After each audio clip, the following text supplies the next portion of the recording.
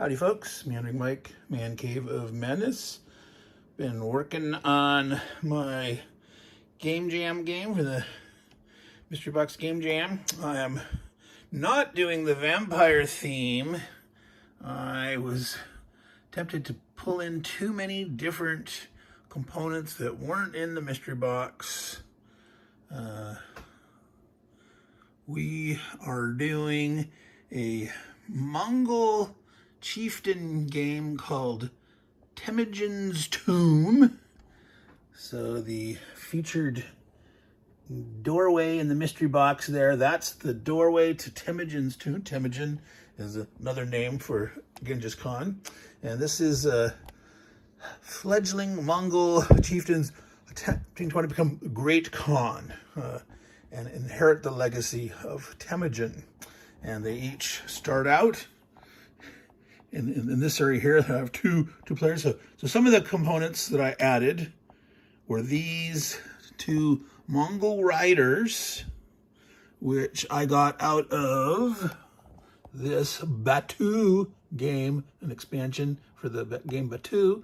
So use those. And the only other thing I added were these locks showing the successful use of keys at Temujin's tomb. The first person to get 3. So this is the gentleman one here, the blue rider, the dude there with the blue flag. He managed to get 3 locks first. All right. So what are all these different components?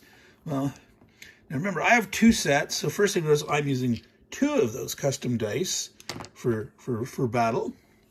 The blood / teardrops, those are blood. That's the health. That's the health of each, sort of the strength of his army. Each one starts with 10. This is a 2-player game. The yellow octagonal cylinders or octoboxes, that represents food that has been looted from settlements. Now, as being Mongols, nomadic steppe people, they can survive fine by themselves, but when they loot villages, towns, cities, they can gain wealth in the sense of foodstuffs that they can trade with other peoples, and the green gems are wealth in terms of like representing emeralds in this case. Okay, so each chieftain can accumulate no more than 10 food and 10 gems. That works perfectly since there was 10 in each box, 20, so with 2 players. It's the most the most can have 10 health. If they get down to 0, they're dead, so they have to be careful.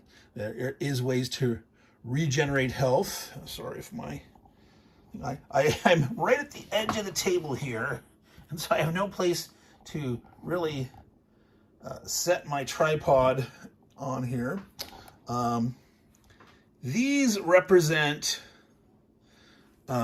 settlements that have been pillaged, so they're no longer available to pillage. They have no strength and no more loot.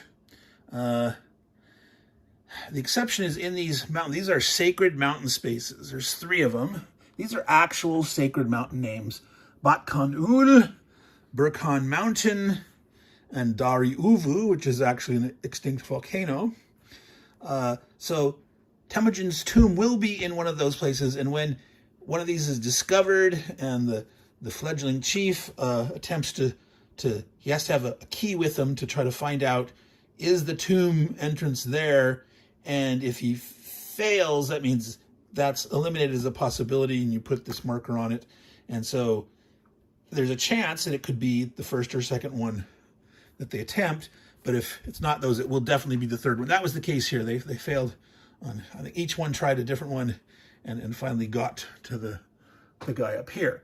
Now, besides there being just steppe areas, lots of steppes, there's villages, there's towns, and there are 3 cities. These are actual named, the largest cities in the 1200s within the Mongol Empire: Samarkand, Merv, and Bukhara. So I'm trying to, make this as, historical as I can, an actual historical theme.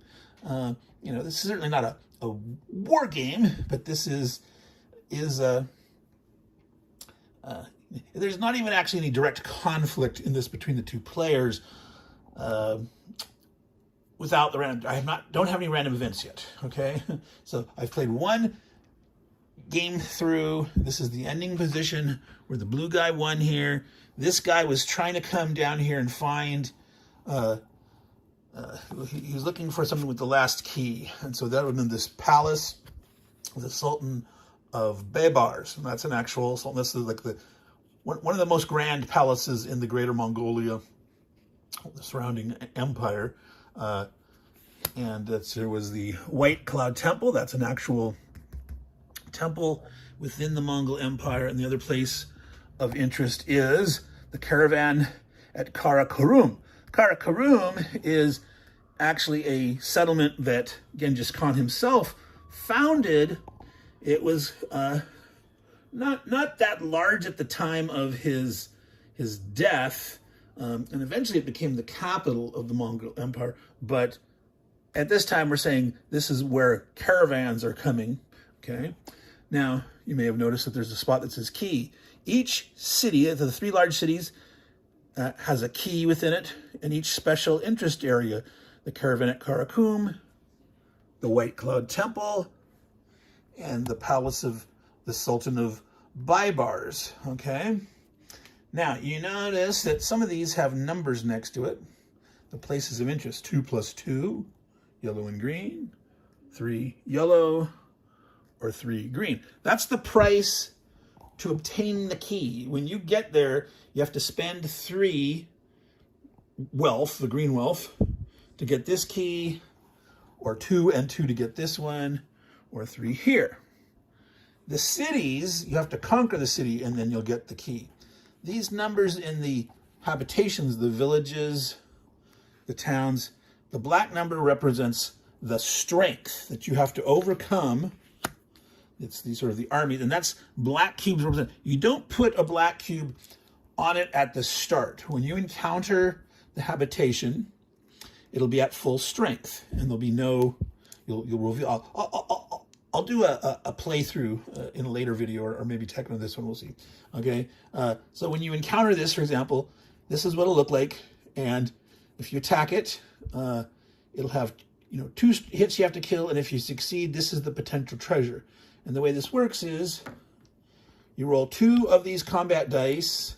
The swords are hits against the enemy. The explosion, that's the ouch, that's the damage you take on yourself. Now on this die face here, there are 3 faces that have an ouch, 1 point of an ouch, and you're rolling 2 dice, so it'll be from 0 to 2 ouch, with an average, you probably get 1 ouch a turn, because there's 3 on each, and that's about 50 plus 50 plus 50, but it's not automatic because you could get 2 and you might get none. And there is 1 blank side, and there are a 3 hit, a 1 hit, a 2 hit with taking 1 back, and a 1 hit with taking 1 back. All right. Now, you roll the combat. If you succeed in killing the strength in 1 turn, the first turn you attack, you've done your surprise Mongol raid. You've run in, you've wiped them out, and you get to loot everything. So you'll be able to take from the stockpiles 1 yellow, 1 green, put it on your board. I'm using these as board chairs. I'm going to use the spare ones. Remember, I have 2 sets, so I had 13 cards left over after the 37. That's the laying tiles. I use 1 each for these. There's 11 left. I'm not sure if that's enough for random events that I want to do, so I can dig into the second stack if I want to. But so back to this. If you succeed in damaging it, killing it off completely, doing enough hits to equal or exceed the black value, you'll get all the loot. If you just damage it, you put a black cube on showing how much damage you do. So if you hit the village for 1, you'd put a black cube on it. If you hit a town, for example, that is a 3 strength, if you hit it for 1, or you did 2, you didn't kill it in 1 blow, you'd have 1 or 2 damage on it. You do it like that. If If you'd done 3 at once, you would defeat it. And this is what you put on when it's defeated to show that it's gone. And in the cities, you would also pick up the key. If something is damaged, you can stay there and attack it next turn, or you can leave and come back. Maybe you're hurt and you're wounded. You can go back to the start, and you can get 1 red, 1 health back by spending 1 yellow and 1 green.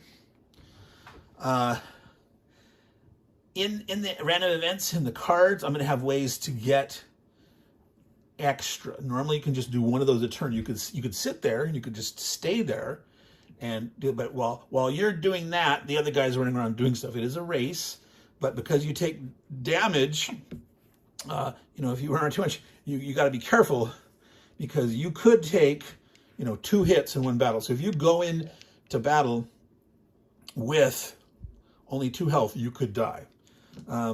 Now, if you don't finish off a habitation, a village, town, or city, you can hit it next turn. The other player could come in and attack it while you're there. They could hit it. Now, when you take over a habitation that's already been damaged, it's not the first attack, you will only get half the loot. You can decide, there's so like a village here has 1 yellow and 1 green. If you just did 1 damage to it, and then next turn you or the other guy finished off, that person would get only 1 total, their choice. If you finish off a town right away, you're going to get 2 of each. If you hit a town that's already been damaged and kill it off in the second or subsequent turn, you could get 2 of one, 2 of the other, or 1 of each. And cities are worth 3 and 3. So you could get 3 of one, 3 of the other, 2 and 1, or 1 and 2. All right, so that's how you gain loot. That's how you gain keys. So in the special places, you pay to get them. In these, you have to fight to get them, but you're also getting loot. So the way you get these loot to buy these and to heal yourself is to get more loot. When you have a key, and you can only carry 1 key at a time. So if you have a key and you're carrying a key, and there's a spot on your player board to put where you have a key, you can't get another one. Okay? So you have to be careful. If you go and already have a key and you conquer a city and defeat it because you need the loot or something, you will not be able to pick up the key that's there, which means the other player could walk in and get it for free. So you have to be careful. Once you get your first key, it behooves you to try to get out there and find out where the tomb is. Now, the way you do this, you hunt for the sacred mountain spaces, okay? And when you first encounter a sacred mountain space and you have a key, you search, and you roll the dice. If in rolling these combat dice, you get no damage against yourself, you have discovered that's the sacred place, okay? If you take a point of damage and you are limited to taking just 1, even if two damagey things comes up, in the sacred mountains, you can take at most 1 hit. Now, I want to mention there's a limit on the village, towns, and cities also. You can only take 1 hit when you're fighting a village on the first round when it's full strength. If you're fighting it in a subsequent attempt and it's weakened, you can't lose anything against a village. Okay? When you're fighting a town, okay, you could lose 2 when you're fighting it at first, as a 3 strength. If it's already damaged, you can at most lose 1. A city, you can always lose 2, no matter if it's already been damaged or not. So if you're basically taking a long time to siege a city, you hit it for 1, and then 1, and then 1. So it could have taken 3 hits. Doesn't matter, because it's a big city and you're trying to take it. Mongols prefer to fight out in the towns and the villages and lure the army. So the big cities taking those, that's somewhat troublesome. You can lose a lot of points. So a good Mongol chieftain will try to loot tons of villages and towns and get a lot of loot and try to find the palace of the Sultan of Baybars and the caravan and the White Cloud Temple and get his 3 keys there, if possible. Now, if you're good and healthy and you have a lot of those blood tokens, taking on the city, it's worth doing it. But if you're low, it's a big risk, right? So if you've discovered the sacred mountain, that's the site where you put the gate, the door, to the vault of Temujin's tomb there, and there's 5 of these locks that are put out there, and there's 5, is that for 2 players, the first one to get to 3 opening 3 locks wins. So we only need 5 of these. So every time you get there with the key, you leave the key, you take a lock, and you put it on your board, okay? And then you have to go out and find another key and come back. And so you're racing around looking for where the keys are. You may already know where the places are, but then you're having to manage your resources. Do you have enough loot to get them? Do you have to go fight another city or not? Because the other guy's doing the same thing. And so finally, what happened in this last time in this battle, this guy needed one more key, and he was having to, these 2 places were unknown, but he knew that there was 1 point of interest left, and this guy was able to get his and get back there in time. And this guy was just, he would have been 1 more turn to get here and get it, but then it was on the opposite side of the thing, unfortunately. But it all depends on the luck of the draw of where the sacred mountains are, which is the actual one that has Temujin's tomb. All right, so that's where I'm at. It was a good playthrough. I need to tweak a few things. In terms of the starting setup, this is 37 cards. The start's always in the middle, and I think the way I did something a little weird for the distribution of the cards. First, I'm going to simplify it. You're going to take 6 villages and 6 steps, and you shuffle those up, and you put these 6 cards around there, face down. So on average, there'll be 3 villages and 3 steps, but there could be, 2 and 4, or 4 and 2, or there could be, 5 and 1, 1 and 5, and even 6. You could get really weird odds, and it could be 6 steps, or it could be 6 villages. Not likely. But once you've placed those 6, then you shuffle all the remaining cards together, and you just put them out. So that means all the sacred mountains, all the towns and cities, and some steps and villages will be out in the hinterlands, but right around here, it'll just be villages and or steps, okay? The way the movement works is on your turn, you can move into a unexplored space and stop, okay? You can also move through an already explored space and then move 1 more. So you could move through 2 unexplored spaces to move around fast, or you could go through 1 already explored space and into an unexplored one, or when you're adjacent, just move 1. Now, if you move into a space with the city that's already explored but not conquered yet, you have to stop. So you can't go running through the city. Yeah, you have to stop there. All right. Now, in the event cards, I will probably give some special things where it's like, the wind on the steps or the wind at your back or something, and like, if you ended in the steps, you can take 1 more move, or maybe like if you playing this card, you save certain cards. Some you'd play immediately. Maybe like if you explore and find just the steps, this is your natural habitat, but yeah, you can take maybe another turn, play that card, and go again. You found more. I mean, realistically, they know where all the steps are, but it's a game, right? So it's a tile laying game with exploration of where are the good stuff, the fun stuff.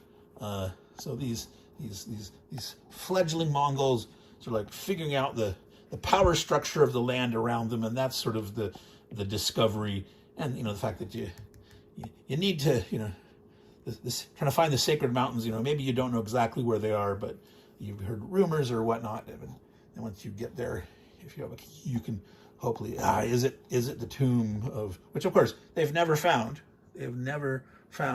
Temujin's tomb, and of course the Mongol people don't want it to be found. Culturally, it's like, no, we don't want this.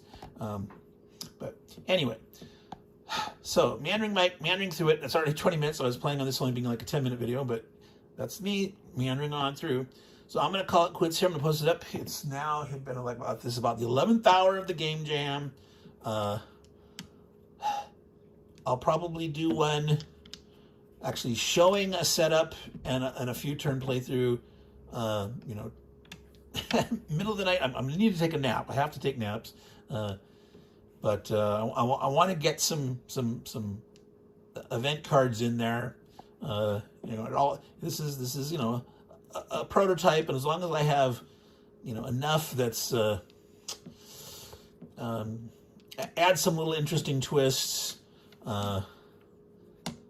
You know, some extra way to heal a little something, or an extra way to get maybe a little more loot, you know, or take an extra move or something, or you know maybe misdirect your foe or something. Right now, there's no way to affect the other. You don't fight each other, but you know maybe I don't know. We could have one where you steal one from them, or you know maybe you send them back to the start or something like that, which.